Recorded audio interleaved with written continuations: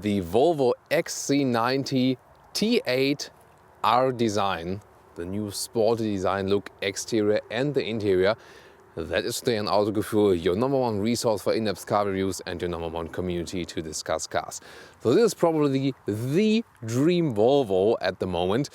And this bursting blue exterior color is also my favorite. This looks so spectacular and we have really a lot of design features, exterior and interior. And of course it will also be very interesting from the driving part because the T8 is the plug-in hybrid. So we kind of have a T6 petrol engine plus the electric drive makes the T8 then.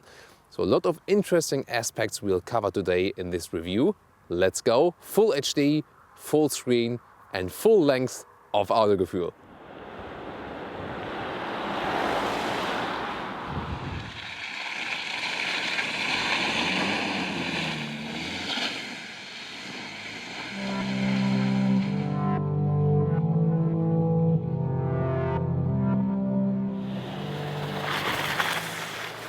And we also have a snow driving part today, and you can see it here. This is the matte bursting blue paint, also interesting, so also check out the snow driving part.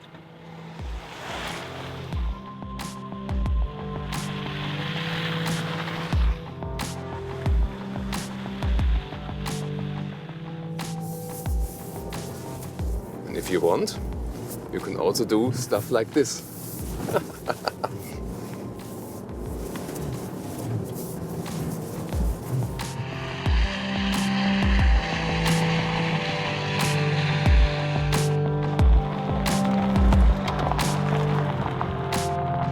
In the T8 version, which is usually the most expensive one, taking the base prices, then you also have the LED headlights, Thor's hammer, signature, really impressive.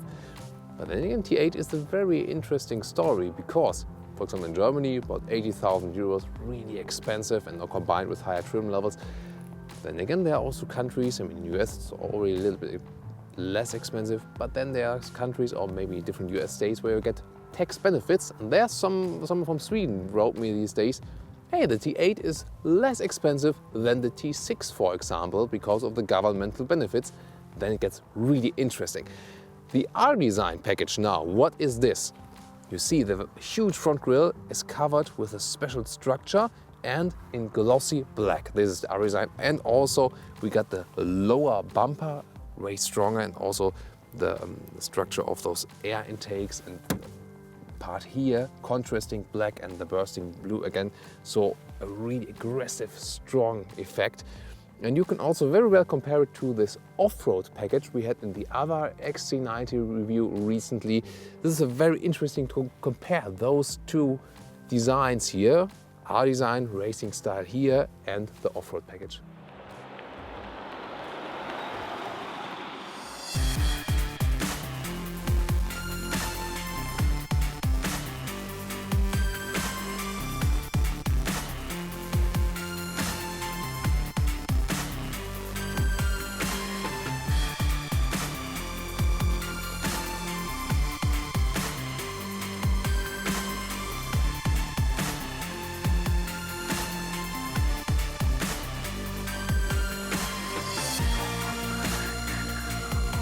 Then the very impressive side profile, you can see it right here, 20-inch alloys, really massive in a two-color scheme.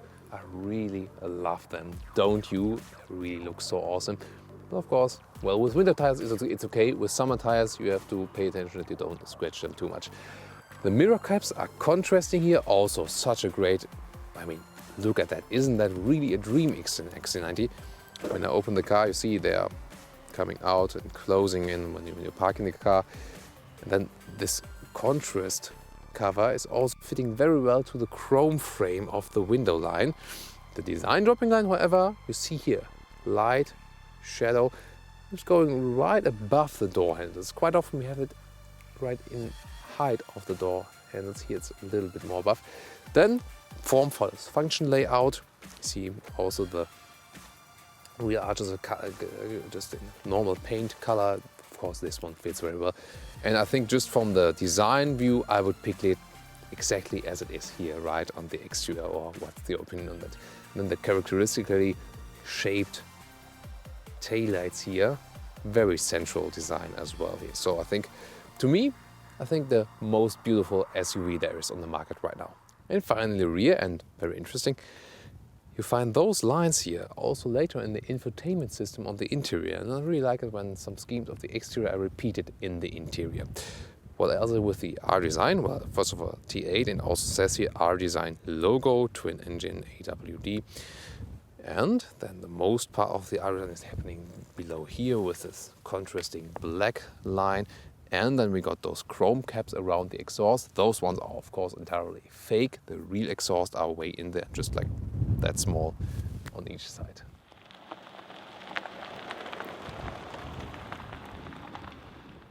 Let's look beneath the hood. We cannot see that much, but I can tell you this is here the T6 320 horsepower turbo petrol engine. And on the right side here with the orange stuff, that one all belongs to the electric part, and that gives you the additional boost here, 80 horsepower from the electric drive, and then you got the T8 system. But the battery from the vehicle, that one sits in the center of the bottom of the car, because that one has the most weight, and therefore also way down there in the center.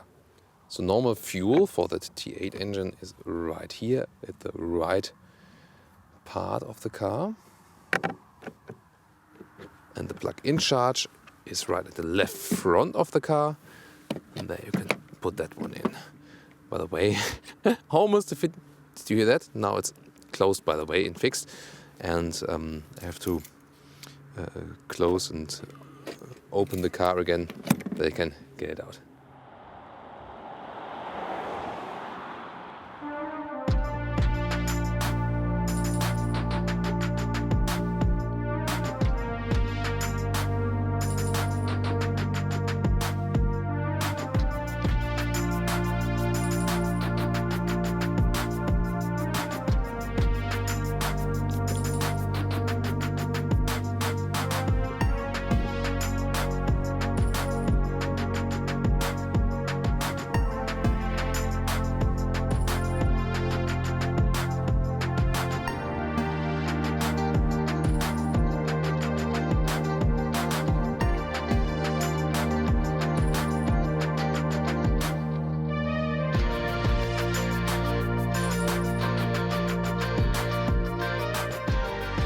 Let's get inside.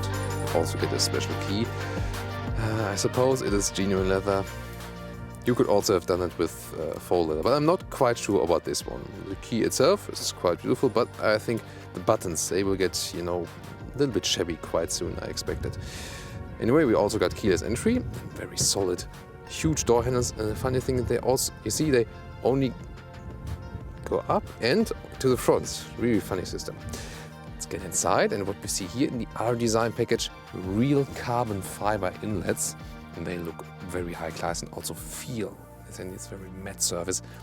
Great stuff, definitely. Also the whole other design, really high class quality we see here.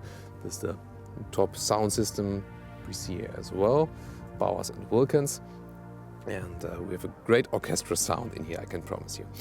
Then let's move on to the real other interior. We see there's a special sporty steering wheel in the R design, also with stitches on the inside, and the steering wheel itself feels a little bit more compact. As we have the T8 version, we also see it in the middle lower console. We have this crystal gear stick lever. We'll soon talk more about that one as well. And also more carbon inlets we see in the interior, and also special racing seats. And you see they have a lot of curves inside, offer you more side support, R design. From standard equipment, it comes with Alcantara on the inside and genuine leather on the outside. And this one here is the optional package, and also with genuine leather on the inside, which of course makes no sense. And sadly, this one here, the R design, is now the only option not to go for real animal skin than picking the standard version. So you can pick standard version with cloth seats. All other versions have done genuine leather, and only the R design, this mixed in Alcantara inside and real leather on the outside. They should offer in Alcantara and faux leather on the outside for the R design, I think. But this one here, again, optional pay that is genuine foam leather. And you see, especially the lower part, you really kind of caged in there. Some like that. For the XC90, as it's a huge SUV and more made for traveling, I would more prefer the rather open seats. And all made in Sweden, of course, as this small flag is showing us. Vänlig hilsen på Sverige. More carbon inlays we see here. I really like that. And the dashboard is covered also in genuine leather. Volvo is claiming that they used, the traditional stuff that, and it doesn't fit to the overall claim of the brand, because Volvo wants to be, futuristic and really sustainable. And that one is the old school luxury. It doesn't really fit. However, what I find quite nice is the additional speaker from Bauer's Wilking system. That looks quite impressive here on the top of the dashboard.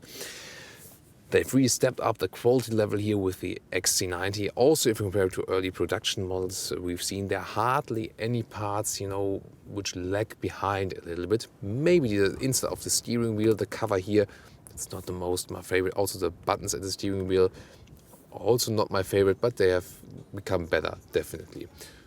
Now I press the buttons here and something is happening. So, and when we move on here to more of the middle console, you can see more carbon fiber, because the covers here, they are also retractable and all from carbon fiber. You see those ones are having smaller melts, because those ones is hiding inside here. When I push them back, 2 beverages holders here. I can put the key here, 12-volt power supply, and in the front there's even some more space. This crystal automatic gear shifting is only available for the T8 version.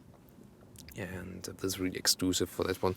And there was also the problem, it couldn't be made from a total piece of glass, because that wasn't allowed in the safety regulations as for the crash test. Therefore, you had to add this aluminum frame around that. Very interesting story. Driving modes, you pick here, push it and then roll. Also in this nice crystal look. And I will talk more about the different driving modes later on when we drive the car, of course. And again, the crystal look, but you also got it in the non-T8 version to start the engine. And here, of course, we don't hear anything, because we're in the hybrid and it starts electric, and you can shut the engine off in that way. And there's more space beneath here. There's also USB key possible and an aux in, and quite reasonable space in the middle console. Some morning stuff in there. And again, also this here from great solid quality. I like that. More storage space at the inside of the doors. And the glove box, where you wonder where is the button.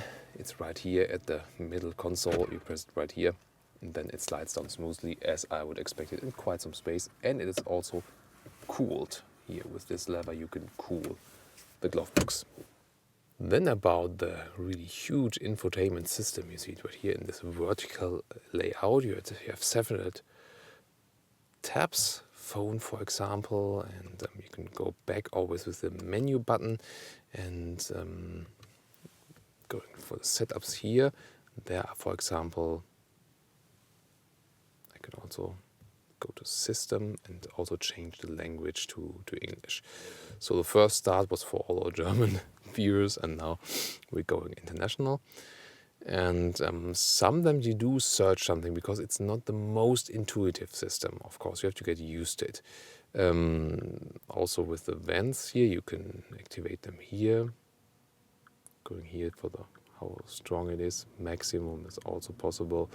And then click here and change temperature, or either scroll it or click it or go here. So I have different possibilities, but only when the ignition is turned off, of course you cannot change anything then. So always using the home button like with an iPhone. And sometimes you maybe will also see it in the driving review, when you're just driving and activating the rear view camera with being in reverse gear. Then you do have it. It's really great. Such a great resolution as well. And I really love it. And there's also the 360-degree view. See it from above. You can have this fake drone view, and also can jump then again to some of the separate cameras and really see. And that one is definitely helping you while driving. But one thing is, when you're sitting inside a car, and for example also in a basement garage, you tend to forget it because it's not only activated when you put in the reverse gear. When you're driving to the front, then you have to activate it manually. And so you see, I can also scroll to the left and right. And when I scroll here, this was the main screen, scrolling left, then I have to go to camera, then I have it. And I would prefer this one having as a separate button, maybe somewhere down there. No, I don't want to have that sound, the climate sound. I would prefer having this as a separate button because when you're in narrow spaces, you don't really think about, oh, I have to scroll there, just hit one button and that's it. But you can see here, you can really personalize your car till the very end, what thing you really want to have. Head-up display adjustments, for example. I drove without head-up display so far. You can also turn off and on separate lane keeping aid, and so you can always turn it off and out, and then you can really individualize that stuff here. And the right part is more for the app region, and also for the sound, digital, radio, Bluetooth connection, USB and stuff. So when you learned it, I think you can very well get along with it if you have set up the car for once. But I think the system in Tesla is a little bit more intuitive, definitely. Auto headrest folders. Maybe you heard that. Now all the headrests in the rear were fold down, so I can have a better vision to the rear. And up here again always stays to go to the settings. Let's go back again and see the GPS. You can have an impression how that one plays out. I think it's a modern visualization and very clear. And good thing is you can also see that very well when there's sun, even if it's blinding from the front, you always get a good view of it. We're in Bavaria today, so special greetings to all our German friends, especially the ones in Bavaria today, because we're just right in your region. And it did a very good job to lead us where we're at the moment here. So that is also very well done. So what do you think of this infotainment system? Then you have this lower unit, again, crystal look button, and it feels, and also the sound is quite nice. Carbon inlet, and those buttons are just mandatory by law. Everything else, just everything goes via the touchscreen. And you can see the rest of the instruments. You can also see the consumption. Of course, it really is varying how much you are using the electric drive. Also, sound control is control with possible with the steering wheel. And in the middle screen, you can, for example, see the GPS.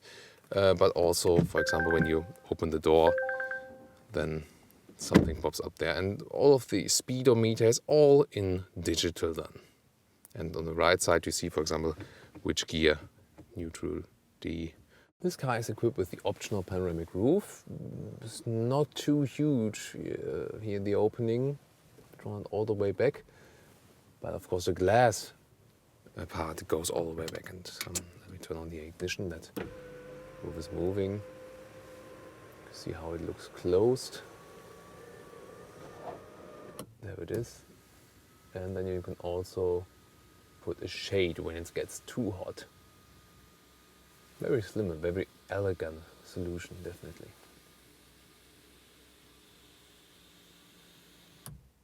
Then the overall cockpit overview, very emotional, a lot of new styling elements.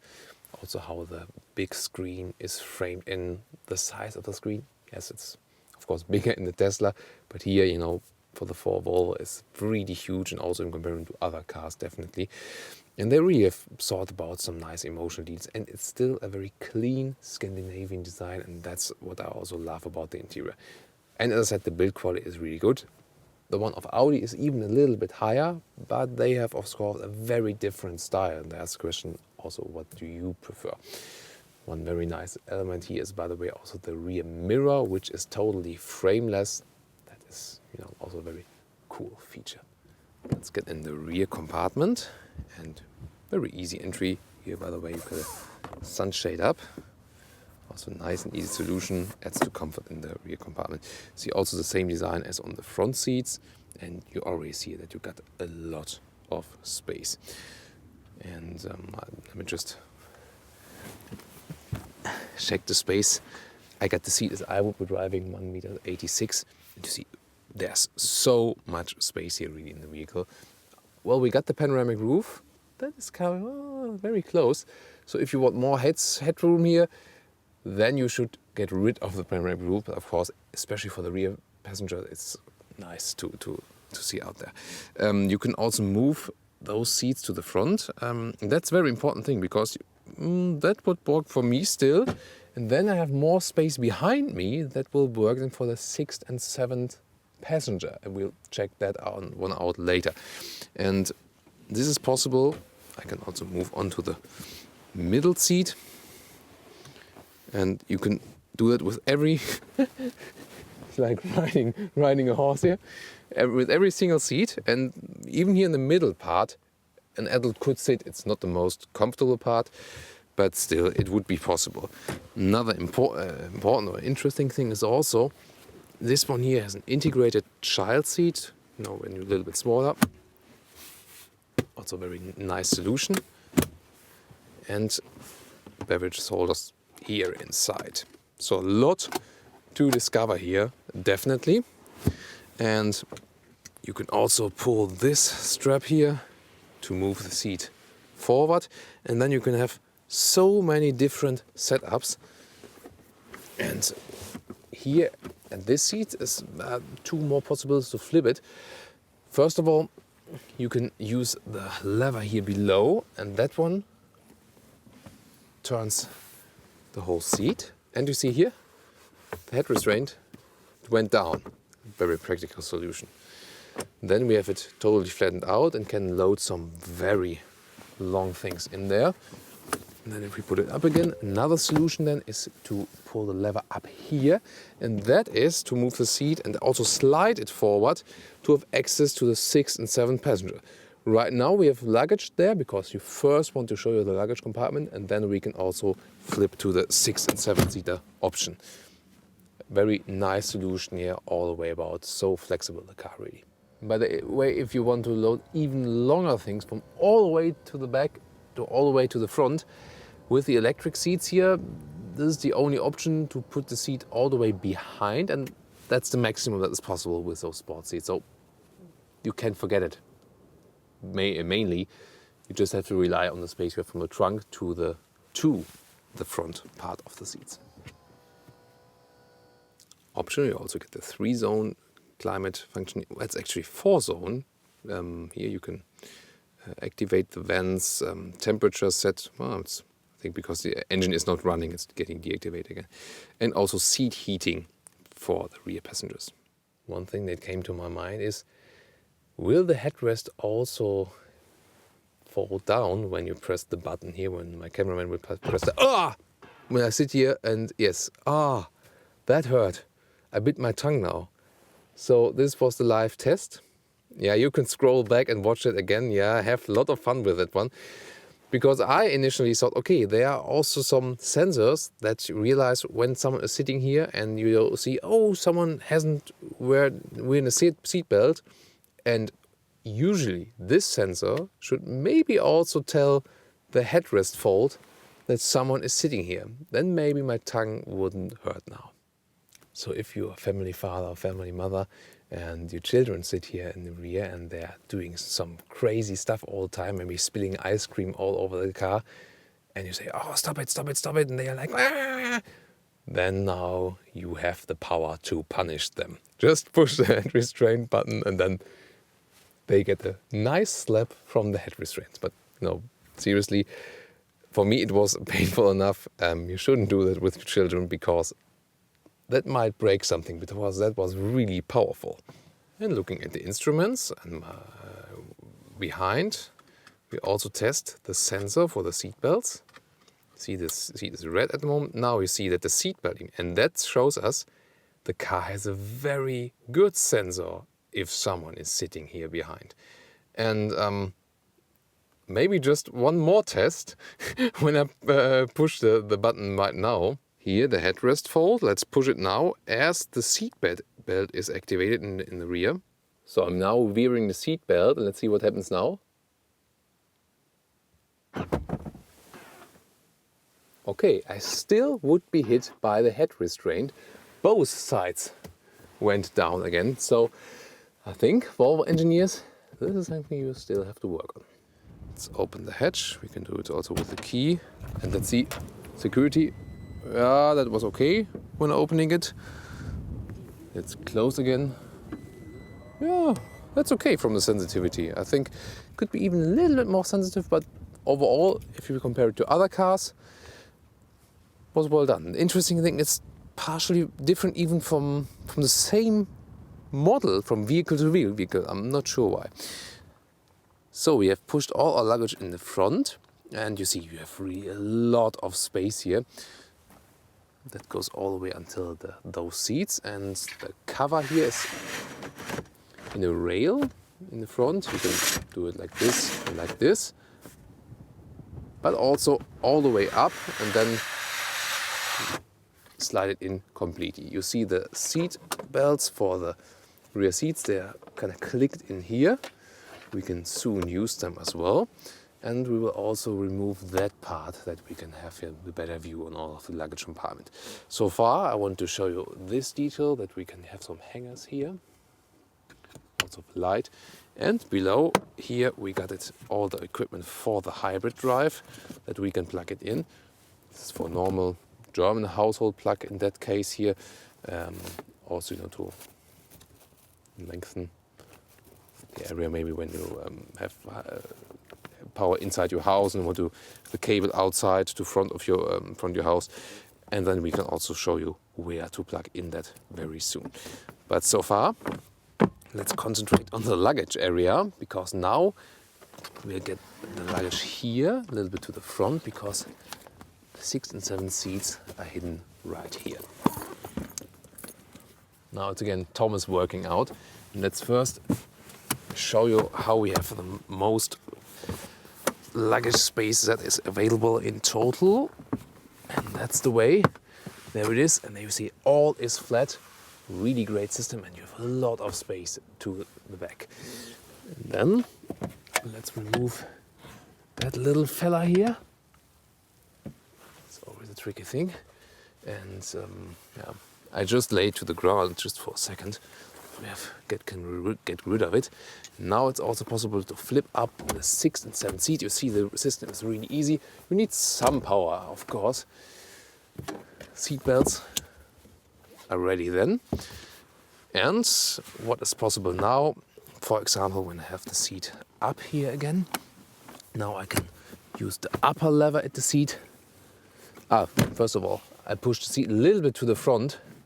So I think I could sit like this as an adult, then use the sliding in function, get into the back. I haven't done this before. I have done this before, sorry. So, it goes a little bit faster now. I could sit here as an adult, yes. Maybe the seat could be slide a little bit more to the front still. So it really depends on, how tall are the persons you're transporting, the 5 ones. And I've did it with friends once. It really worked. You just have to adjust, for example, that the tallest passengers are sitting down in the front and the smallest here. Then it works. For children, no problem. For adults, you have to be sure that, for example, here not 2 very tall adults directly sit after each other. Funny thing is that even with the panoramic roof, here in the rear, the seating goes up again a little bit, so I can really sit here. It's okay with the headspace, really okay. I can also lay my arm here. There's also some storage spaces here and beverage holders, so all the comfort is given.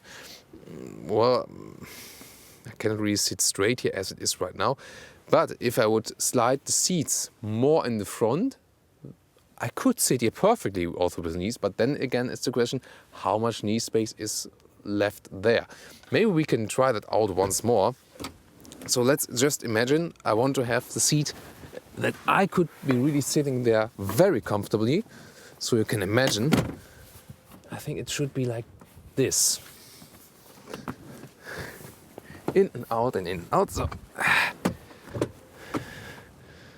that would be okay, maybe a little bit. Yeah, a little bit more in the front, and then I'll test sitting there. Like this. Okay. So like this I could be very well sitting in the rear. And then, let's see.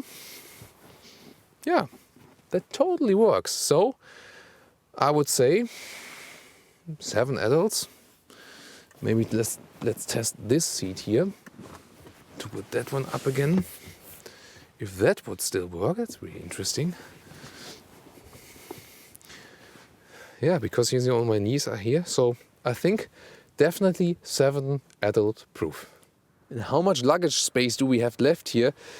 That could be a problem. So I have to move that one upward, but that would work then. So that's perfectly fine. But then what about removing the 6 and 7 seats? You can only do it from behind. So you see the head restraint flipping up. And you just push it. Really good and easy solution. And everything is reset to normal. Let's start with our driving part, and we'll start here in a basement garage to show you also how is the car behaving here. And you get totally crazy because it's too huge. And of course, as we're driving the T8, the plug-in hybrid, when we start the car, we hear nothing because we're starting in the electric drive mode. And well, you have to get used to it, but of course, that's a really nice thing. So, and indeed, it's starting. You have to see if we don't touch anything because the car, 5 meters in length, and it's really very broad. Die Route wird berechnet. That's the GPS, and we'll also check out how we're getting led by the GPS. We can also put it to mute. That's a very good thing because it works quite fast. Just have one button for mute and unmute. And what I really love about the plug-in hybrid, like here, in the basement garage, we don't need any CO2 emissions, definitely, and wouldn't be so good.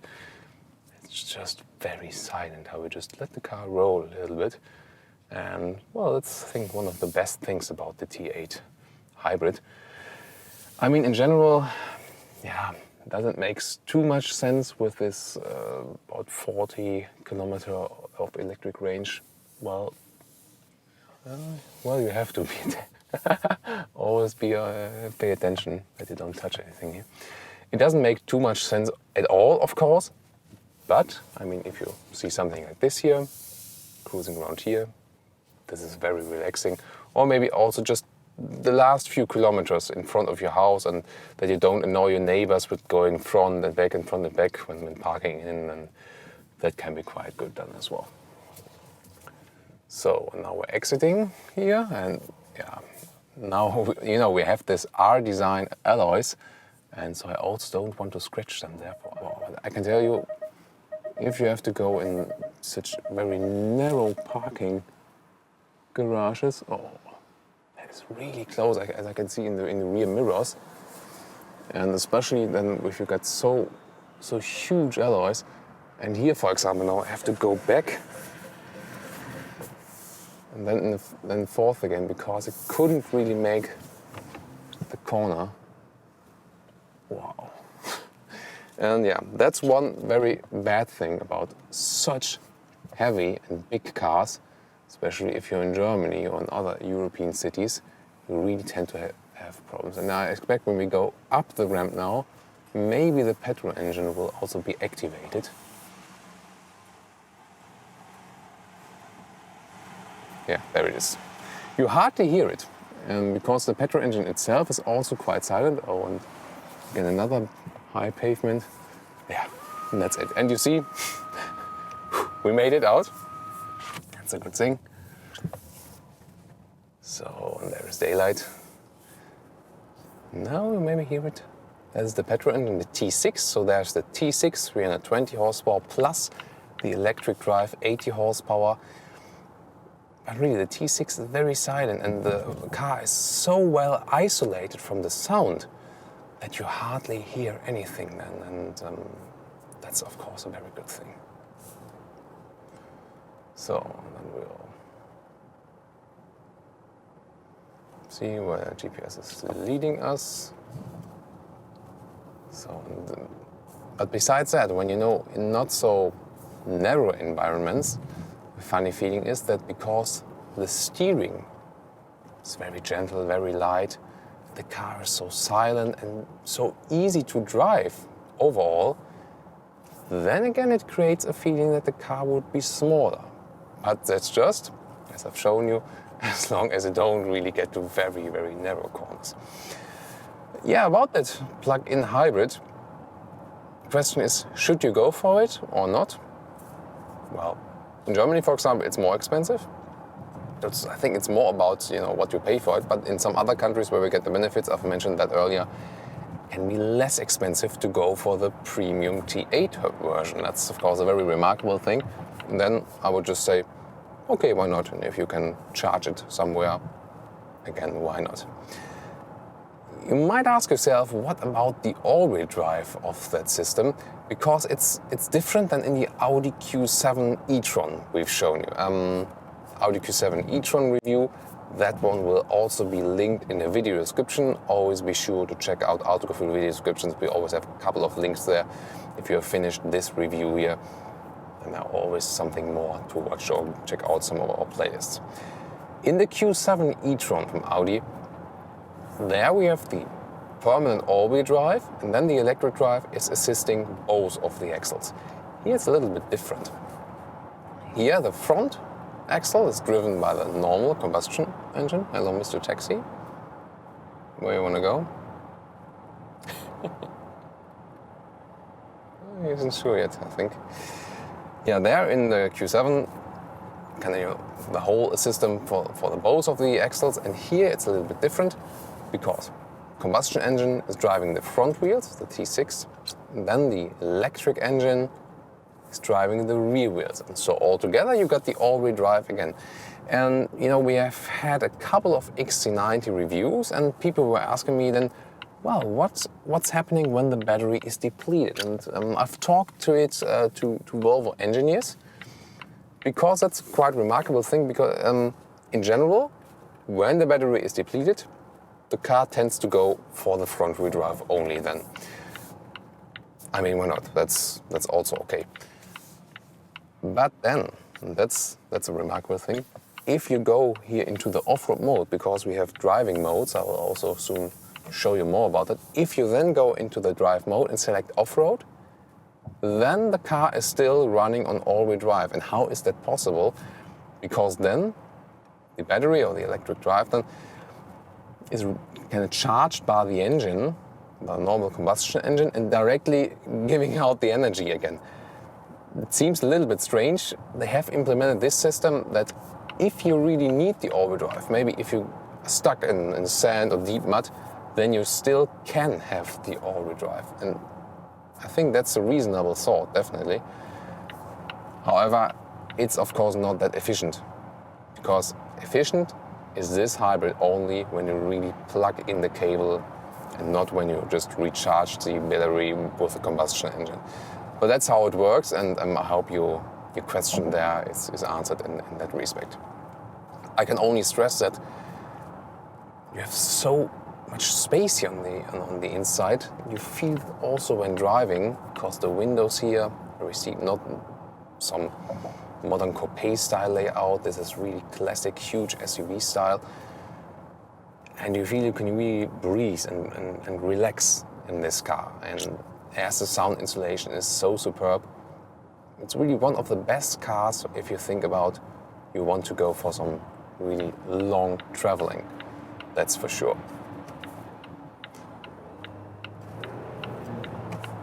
About the boost, by the way, there's also another interesting thing, because the T8 is of course not only if you just want to save some fuel by having the electric drive, it can also be used to give you an additional boost then. And of course, as the electric drives, they are always directly in power. They don't have this classic power curve as we have with combustion engines. You directly have full torque. And therefore, here you can also have a great boost if you really push the throttle. So would I go for the T8? If it's cheaper, definitely, yes, of course. But for me personally, for example, I hardly have any chance to plug in, where can I refill my car? At home? There's no power supply near the basement garage where I park the cars. I also don't have an office where I could plug in it very well. So the usage would be limited to me, but maybe that's different for you, and then it's a clever idea to go for the T8, definitely. The steering wheel in the R-Design version is a little bit different. It seems a little bit, more high class. Also seems a little bit smaller, but generally I like it. Just the same what I mentioned before. This cover of the airbag, because it doesn't really catch up to the rest of the premium interior of this car. We've also shown you that we have different seats here, those R-style racing seats that would actually be available also with Alcantara on the middle part, so please go for that if you go for the R-Design. This one here is optional with the full leather equipment, so you can also sweat on that one more. By the way, here from the agility, of course, the Volvo is not a racing car, but if you compare it to older Volvo models, this one here feels sportier, for example, than the XC60, although the XC60 is the smaller car. Back to the seats. Yeah, I mean, in general, if I compare it now with the normal seats, yeah, they here offer you more side support, definitely, especially in this region. You can also lengthen the seating area. But if I compare them really with the normal seats, I think the normal seats are more comfortable to me, because if you're in the SUV and want to go for some long traveling, I think it's also better to have seats that offer you a little bit more space also on the seating area. And those sporty seats are, in my opinion, more fitting to a very sporty car, maybe to a lower sitting sports car. But I think that's also just personal taste. The GPS, by the way, I've muted it. Of course, it always leads you better when you unmute it. But the visualization is very good and clear so far. We've seen it. We've shown you earlier that we also have this vertical layout, and well, I usually tend to like this horizontal layout just from the visual aspect. But if you now think about here on this vertical layout, you see the longer row where you're going. That might also be an aspect, so that's quite good as well. The shifting lever I've shown you earlier is somehow different, but of course you just trust on that automatic gearbox when you're driving. There are also no shifting pedals here, and as it's not the sportiest car, you also don't need it. The R-Design is really focused on the design, so we also don't feel any difference here on the road. On the suspension is, kind of forgiving, so that means no matter when there are some bumps on the road, really well done. However, if you now compare it, for example, with one of the fiercest competitors, the Q7, the Q7 feels more refined as for the technology. It offers more driving dynamics, although it's a even huger car. Well, I think the Volvo XC90 offers you more emotion, and that was also taken from your feedback, that some really said, okay, yeah, got your point, appreciated that the Audi, let's see where I have to go now, so that's, I think right here, should be it. That the Q7 was really way on top as for the technology, had a very good ride, very powerful, and almost felt like driving a normal car. But then the XC90 here again offers you so much emotion, and you've seen the exterior. That is just really stunning. Some flexibility in the acceleration. Here with the T8. Now we also see we are in the hybrid mode. Let's go, for example, 80 kilometers to 100. So you see that. Let's go. And that's it. Yeah, you see, that's a good performance. So overtaking on the motorway will also be no problem. Getting back to the driving modes now. I can click on the driving mode pedal, and then right now I'm just leaving it in hybrid mode. That's what you would usually do, because I'm not sure if you always want to change driving modes, if you want to think about that all the time, so you just leave it in hybrid mode. Then you can also put it to power. I realize now, car went one gear down, so I have the gears up, shifting later up, RPMs are turning up higher. Then also the electric drive is giving you a maximum boost. So if you want some sporty driving or need it for overtaking on a motorway, that one would be possible. And we can also test it if it's really making any difference. Here is 80 to 100 acceleration. Let's go now. Yeah, have you seen it? We've got a really direct response. And I especially felt that the electric drive was really giving us the push from the rear wheels. And I mean, you cannot obviously transport it on camera, but you're feeling it when you're driving the car, if you're rather pulled via the front wheels or pushed from behind. And that one here really gave the feeling I got also mainly pushed from behind. No, don't. No. You thought about that, not me, it was you. So, and then let's go. Yeah, cameraman likes those kind of jokes, I know. Let's go to pure. Pure means eco driving. Then we got the reverse effect then in the in the sporty mode. So in the sporty mode, RPMs are going higher, gears are shifting later. Here in the eco mode, gears are shifting earlier then, RPMs are kept lower. And the car is also using this rolling effect. So when I'm going off the throttle, the car is just rolling, and I feel there's no resistance. The engine brake is not active. And that's a very good thing, just to sail the car, that I can really save a lot of fuel with. And we did some consumption tests, and when you really have suitable roads for that, you can save really some 2 liters with this sailing method. That's a really good thing. Going further, the safe driving mode. Saving battery for a later usage. And then I do feel I have some resistance when driving, because what's happening now, the combustion engine is running and it is loading the battery, because think about, maybe you're in China and there's a new regulation that will surely come soon. I think partially is something that is already installed. Say you're in a very big city and government says only electric drives are allowed inside the city. And then you can say, okay, driving in the countryside and now, oh, the battery I forgot to fill it up, I couldn't plug it in somewhere, but I want to drive in the city on later. And now I recharge the battery when I'm on the road. Of course, that's not the most efficient way, because the combustion engine is using more fuel. But then I have enough battery power again for the city ride later on, and I can drive there emission-free. And I think that is also one trend where we're heading to, this transition between combustion engines and pure electric drive. For example, here now, when I'm just rolling, waiting to drive further, then also the combustion engine is being halted. Now it got on again. I'm not sure how you really hear it on camera, but it's really, do you hear that? Great.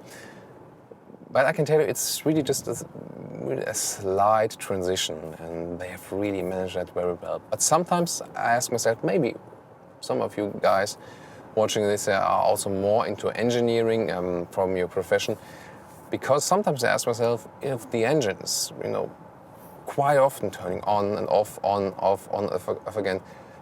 Not really good for the long-term durability. A little bit skeptical about that.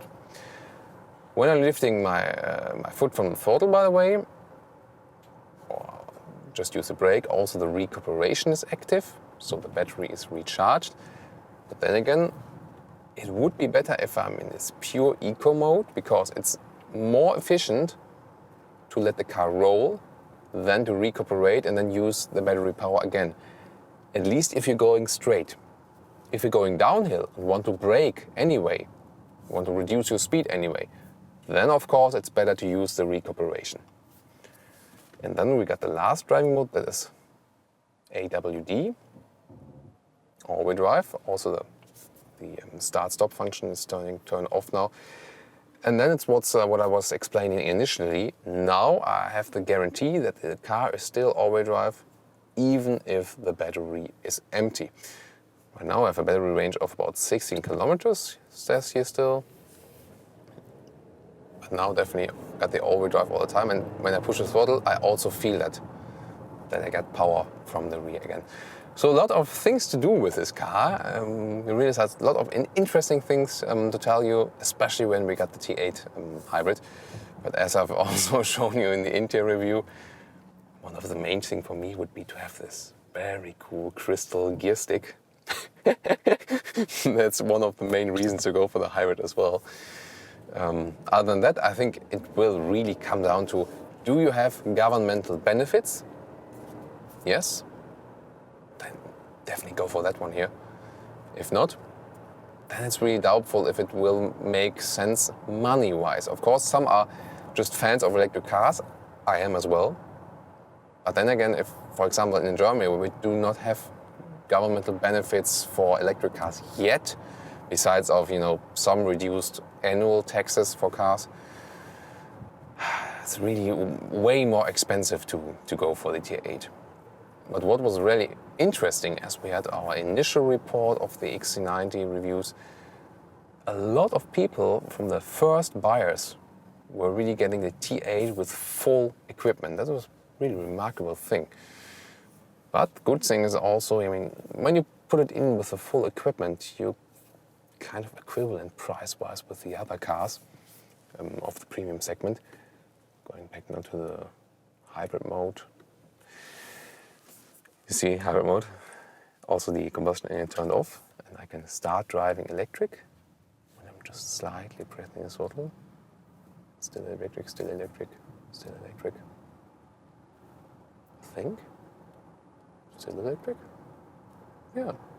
So you also have to pay attention to that. If you really hammer the throttle, of course, then the combustion engine gets activated. But now, if I just use the slight acceleration, then let the car roll a little bit, that's perfectly fine, and I can really just use the electric range I have.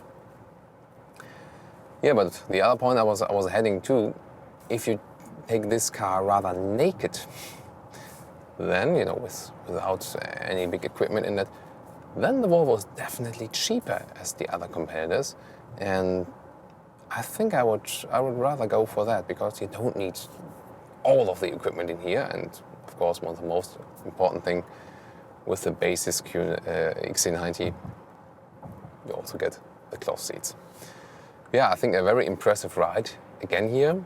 Second time we've ridden the T8 now, feels even more refined, because the first time about a year ago when we've ridden it, we sometimes get some early production models, some pre-production models. And this one here now feels even more refined from its setup. And I think the technology behind this, I think I'll prefer it a little bit more as from the Q7, because you can imagine it when you have permanent all-wheel drive all of the time, then electric drive assisting both wheels.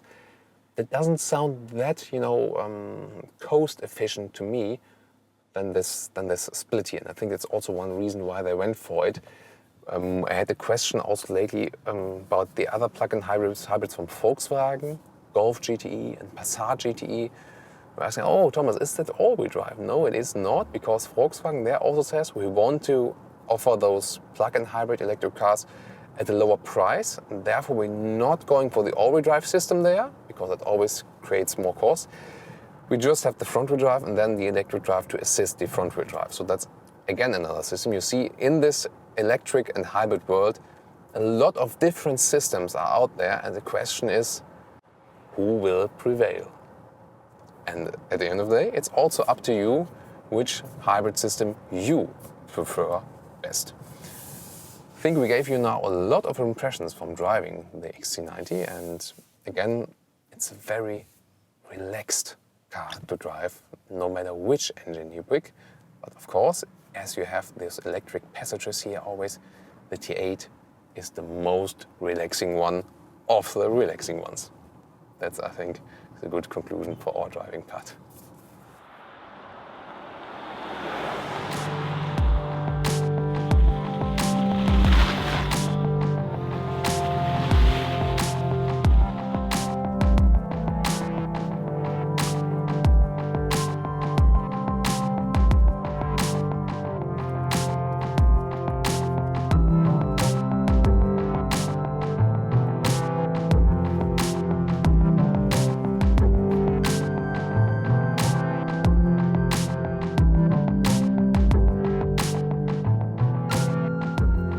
to our snow driving part. It will be especially important for our friends in Sweden, and of course also, for example, in Canada or in America, you know, just thinking of Minnesota and states like that. And this one here now, we've changed the paint a little bit. It's still the bursting blue, but this one here has a matte foil on it. Yeah, it's wet now, so you don't see the difference that much, but I think you can catch it on camera. This is the matte foil. By the way, it says a warning indicator, you shouldn't go to the car wash with that one, so you obviously have to be a little bit careful with this matte foil. However, I think it looks even more dramatic. Overall, I'm not sure which one I would pick, the metallic one or the matte one. I really like the dramatic matte stuff. I'm not sure yet. What about you? Which one would you go for, the matte one or the brilliant bursting blue?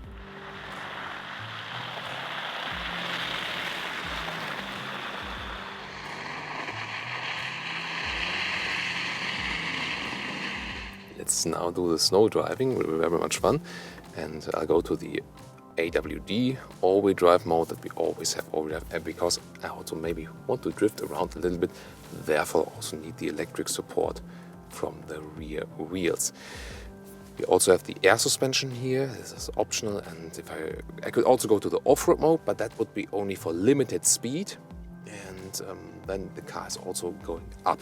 In the sport mode, the air suspension is going down, by the way, to make it more sporty. So AWD mode. Also the combustion engine is activated then because, you know, to have all axles at the same time.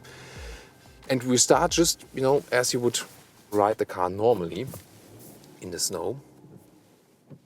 So D mode. And so we have the activated ESC at the moment. Then let's see how this car performs. Of course, you have to take into consideration the weight of the car. It's really heavy. Therefore, it's not snow and ice. When I really hammer the brakes, of course, every car does that. Anti-blocking system. But I mean, if you have such a heavy car, I mean, when braking, well, yes, it puts force on the ground. That is good. But then again, a lot of weight is also rolling. So it always depends on which is then, you know, the worst case. So, of course, in general, a good car for such bad weather conditions, as we also have a lot of ground clearance, for example, now some hole in the ground here, and the air suspension is mastering that very well. Air suspension is really good if it's getting slippery. When I'm pushing the throttle, I realized, well, as soon as this car is maybe shaking just a little bit, the electronic stability control is catching the car. So you cannot really let the rear end slide out when you have, well, just a little bit, but the stability control keeps it all in gear. And I mean, you know, for a normal car customer, this is also what it's supposed to be, because you don't want to, you know, catch the car, counter steer and stuff. That's rather for fun driving. Sometimes it can be necessary to put off the stability control when you maybe get stuck in the snow, and sometimes you need some wheel spin that you can really get out. But overall, the car conveys a very safe feeling, definitely, and the air suspension is really flattening out half of the road, although we have some fierce ice bumps here. So, hemming the throttle. Yeah, what I do realize is that the front wheels, they spin first, and therefore also not the rear is braking out. It's more like we understeer and just the car pushes to the front.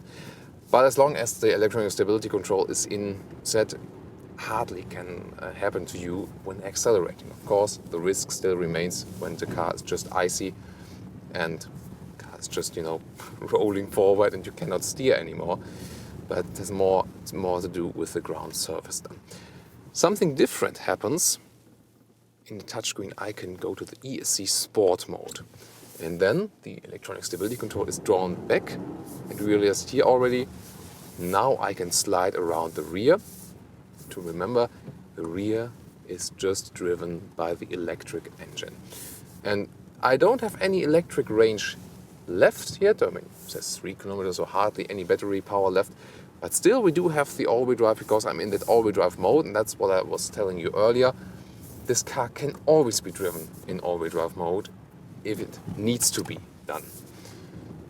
So just the combustion engine is recharging the battery and the power is directly given away again. But it's good to, if you don't have the possibility to recharge the car. And if I now push the throttle with ESC off, you see the rear end is sliding out, and I have to counter steer a little bit to keep the car straight. Here also. Oh, but I mean, it's still a very harmonic ride, and also considering the harsh weather conditions and the ground surface, it's still relatively silent here, and that also again accounts for the very good sound insulation. Just when I hear now, for example, almost standing still, turning the steering wheel all the way to the one side, then hammering the throttle, then I'm braking out with the rear a little bit. But just still, I mean, it's the ESC Sport mode. That means that a little bit of the stability control is still kept in pace. And it's also fine because, you know, this is not a drifting car. But still, if you have some snow parking lot or something like that, if you use this ESC Sport mode, then you can also have some fun with the car. And I've also shown you that on the outside pictures we took, that you can have some. For example, now I can also keep the drift you can see here. Of course, it's better possible when you have, for example, a snow lake where you have more space to cruise around. But it's a lot of fun. And the steering wheel, as I've mentioned earlier as well, it doesn't need much power, and therefore it's also not a very hard effort to move the car in snow here. You can turn it around here once more when you're standing still. Yeah, I love driving in snow and on ice. It's I really prefer that even if you compare it to dry racetrack driving, because that can be, when you're trying to drift there, it's a really hard thing and so rough, and then the car is like going into, like on rails again. Here everything is smooth when you're trying to do some drifts, and you really can fly with the car a little bit on the road, and I really love that. Let's do it here once more. Yeah, that's the way.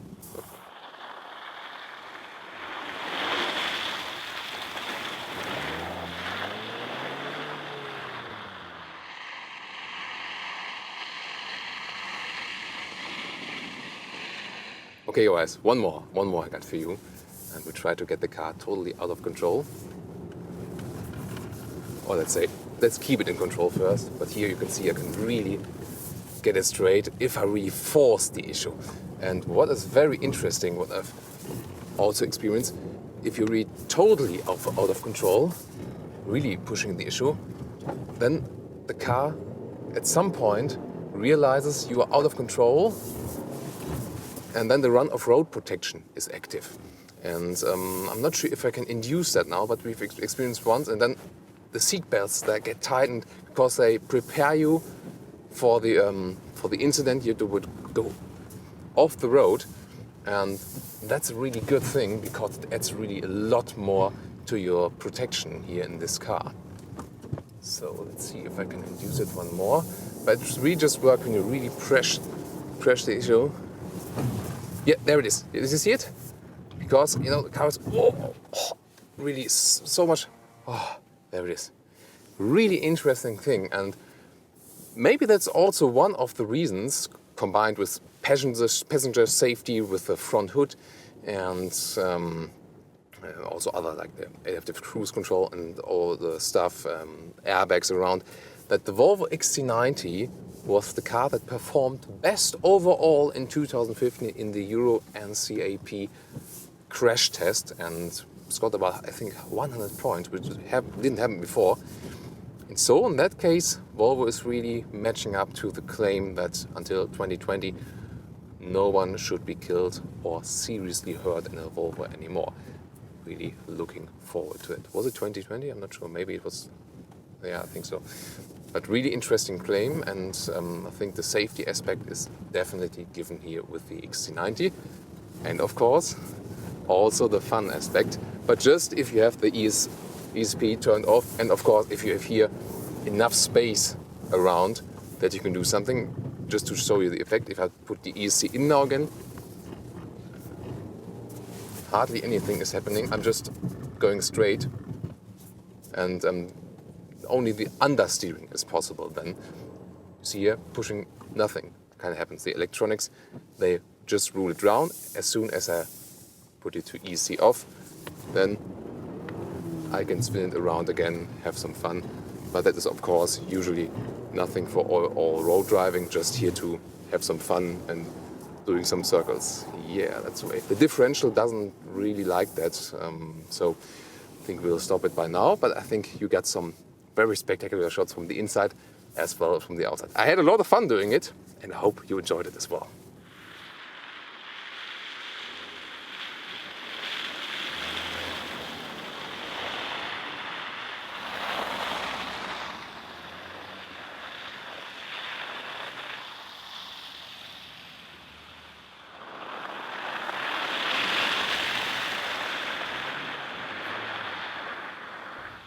Let's now come to the conclusion. Volvo XC90 T8 R design.